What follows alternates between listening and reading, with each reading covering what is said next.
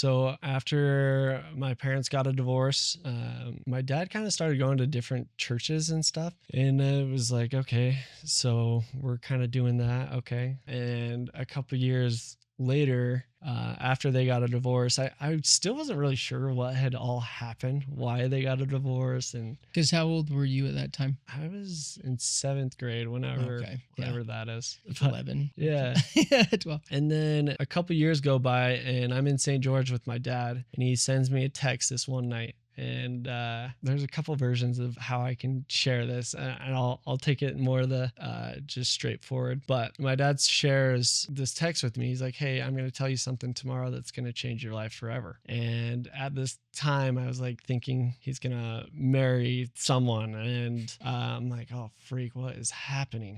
So there's a little bit of confusion there. We go on this hike. He starts telling me all these things. The conclusion of it is he's like, "Hey, I'm actually gay, and so I'm attracted to men." I'm like, didn't see that coming. You're this like built dude that just raised 5 kids. And at first I thought he was gonna marry this person. It was like, oh phew, that's like that person had like 8 kids, and I was like, oh, it was kind of a relief when he told me that he was going through that. And that Hmm. was just a little interesting part of my journey. And then it kind of it sat in with me, the magnitude of what he told me. And in my mind, I felt like I only understood that God doesn't like gay people, which is completely incorrect, but Yeah. that's what my thought process was. And so I was like, I can either follow this God guy that I really don't know or care about that much, or my dad's in a hard spot and I want to help him. And I felt like there was no in between of that. And so that put me in this journey of kind of like, screw whatever's going on up there, I don't care. Yeah. And I don't even know if it's a real thing. So that falling away kind of came from almost like the negative belief of what you thought kind of God was Yeah. like, right? I felt like I had 2 options, which is not accurate. Yeah.